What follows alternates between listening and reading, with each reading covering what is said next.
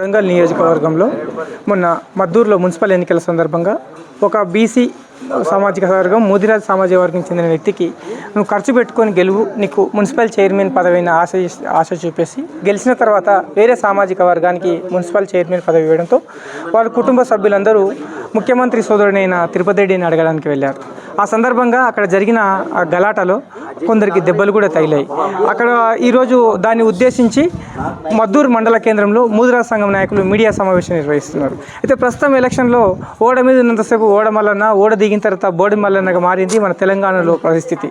ఎందుకోసం అంటే ఎన్నికలు ఉన్నంత వరకు, ఓట్లు అవసరమైనంత వరకు బడు బలహీన వర్గాలు, ఎస్సీ ఎస్టీ బీసీలను ఓటు బ్యాంకుగా వాడుకుంటున్న రాజకీయ నాయకులు ఒకసారి ఓట్లు అయిపోయిన తర్వాత గద్దెనెక్కిన తర్వాత అధికారం మాత్రము ఉన్నత సామాజిక వర్గాలకు ఇవ్వడంతో బీసీ వర్గాలు రాష్ట్ర వ్యాప్తంగా బగ్గుమంటున్నాయి. ఇది పునాది మాత్రమే అనుకోవాలి.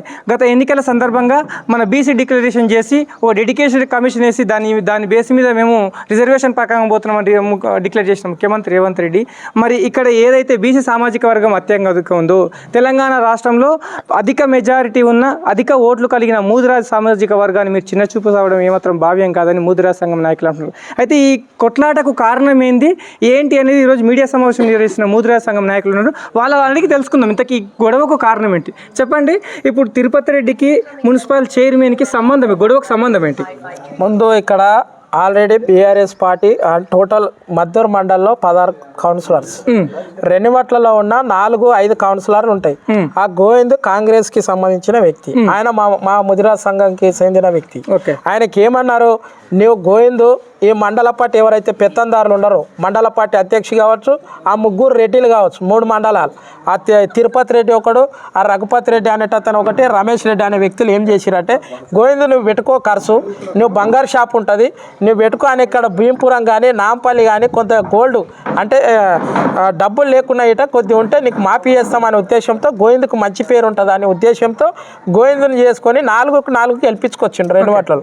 గెలిపించుకొచ్చిన తర్వాత తిరుపతి రెడ్డి దగ్గరకు పోయి గోవిందుకు అయితే ఇస్తే అక్కడ ముదిరాజ్ సామాజిక వర్గానికి చెందినటువంటి ముదిరాజులు ఎక్కువైతారు, ముదిరాజుల బలం ఎక్కువ ఉంటుంది, ఆ బలం గిట్ట వస్తే మనం అంతా తొక్కుతారనే ఉద్దేశంతో ఆయన టౌన్లో ఉన్న ఎవరైతే ఇద్దరు సరే వాళ్ళకి ఇచ్చిర్రు మాకు సంతోషం, వాళ్ళకి ఇవ్వాలని మాకు అంటే ఇచ్చినందుకు మాకు కోపం కాదు, ఎందుకు మాట ఇచ్చినావు 3 కోట్లు ఎందుకు ఖర్చు పెట్టించినావు, ముందు ఎందుకు మాట ఇచ్చినావు అని మేము అంటే ఆ గొడవ ఎందుకైందంటే ఆ తిరుపతి రెడ్డి ఇన్ఛార్జ్ ఇక్కడ ఆ పార్టీ ఆయన ఎమ్మెల్యే కాదు ఏం కాదు, ఆ రేవంత్ రెడ్డి సోదరుడు అని ఒక కుటుంబ సభ్యుడు అని ఇక్కడ వచ్చి ఒక 10 కార్లలో వచ్చి ఆ పోలీసు బలగాలను తీసుకొచ్చి ఎస్పీ డిఎస్పీ వందలాది పోలీసు వాళ్ళని తీసుకొచ్చి అక్కడ చైర్మన్ ఎన్నిక చేశారు. ఆయన బాధపడి అన్న నాకు మాట ఇచ్చారు కదా అని వాళ్ళ వైఫ్ తిరుపతి రెడ్డి మీ బాసు కదా, రేవంత్ రెడ్డి సీఎం సోదరుడు కదా, అయ్యా తిరుపతి రెడ్డి మా ఆయనకి ఎందుకు ఇచ్చినావు చైర్మన్ అంటే ఆమె లేడీస్ ఎస్ఐతో మెడబట్టి దొబ్బి నీవు అన్నీ మోసం చేసి వాళ్ళు ఏంటంటే మా ముదిరాజులో ధర్మం జాతి పెద్దమ్మ తల్లి కానీ పండుగల సాయాన్ని ఎట్లయితే నిజాయితీగా ఉంటారో అట్లా ఆశీస్సులతో ఆమె నిదానంగా పోయి అన్న అనే ఉద్దేశంతో తిరుపతి రెడ్డికి నమస్కారం పెట్టిస్తే కార్లో కూర్చొని అహంకారం అంటే ప్రజాపాలన అంటే ఫ్రెండ్లీగా ప్రజాపాలన కొనసాగిస్తాం అన్నోళ్ళే మరి కారులో కూర్చొని అహంకారంగా మీకు వీడియోలో చూడండి, ఆ వీడియో కిటికీలకి వెళ్ళి మీరు ఇట్లా చేసేది పద్ధతి కాదు, మీకు మాట ఇవ్వలేదు అంటే గెలిచిన మీనికి గెలవకమున్నా ఉంటే ఆ గోవింద్ మంచిగా ఉంటుండే, ఆ 3 కోట్లు సేఫ్ ఉంటుండే, మండల లీడర్లు ఆయనను రెచ్చగొట్టి ఆయనతోన కమిషన్లు తీసుకొని మీరు రమ్మనండి మద్దూరికి చౌరస్తాకి తిరుపతి రెడ్డిని రమ్మనండి, మేము ముదిరాజులు వస్తాం, దమ్ము ధైర్యం ఉంటే తిరుపతి రెడ్డిని రమ్మనండి, నేను గోవిందని తీసుకొస్తా, 3 కోట్లు పెట్టలేదంటే మీకు మేము చెప్తాం, లేదంటే నీవు ఆ పోస్టుకు రాజీనామా చేసి కొడంగల్ తిరగలేని పరిస్థితి చేస్తాం అంటే ఆయన తిరుపతి రెడ్డి మీకు డైరెక్ట్ హామీ ఇచ్చిండా? 100% వాళ్ళ ఇంటోళ్ళు చెప్తున్నారు కదా, వాళ్ళ భార్యనే చెప్తుంది అన్న మీరు ఇస్తంటేనే మేము నిలబడ్డాం, లేకుంటే మేము రాజకీయాలు ఎప్పుడు రాము, మేము బిజినెస్ పరంగా ఉంటామనే ఉద్దేశంతో ఉన్నారు. ఎవరికైనా ఆశ ఉంటుంది, నీకు చైర్మన్ కౌన్సిలర్ ఇస్తా అంటే మనం డబ్బులు ఆశించలేదు, తిరుపతి రెడ్డి 1 రూపాయి గిట్టియాలే దానికి ఏమంటారంటే నారాయణపేట ఇక్కడనే గెలిచిండు కదా, మక్తల్ ఎమ్మెల్యే వాకటి శ్రీ గారిని మంత్రి చేసినాం, అక్కడ ఎంపీ టికెట్ ఇచ్చినాం, నీవు ఇయ్యి మా సంఖ్య ఎంత, నీవు ఇచ్చేది ఎంత, నీ రెడ్డిల సంఖ్య ఎంత చెప్పు, మీరు 2-3% లేరు, మేము ఎక్కడ 60-70% ఉన్న ముదిరాజులకు ఒక మంత్రి పదవి ఇట్లా బొక్కిసినట్లు ఇస్తే నీ బూట్ల కాడ బానిసలం కాదు.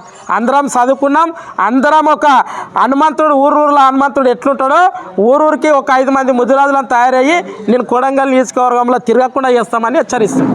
ఇది చూస్తున్నాం కదా, ముదిరాజ్ సంఘం నాయకులు అయితే చాలా గట్టిగా నిందిస్తున్నారు. మేమెంత, మా వాటెంత, మా 42% బీసీ పరిస్థితి ఎక్కడ పోయింది, ఒక సిద్దిపేట జరిగిన డిక్లరేషన్ ఎక్కడ పోయిందని చెప్పి వాళ్ళు ప్రశ్నిస్తున్నారు.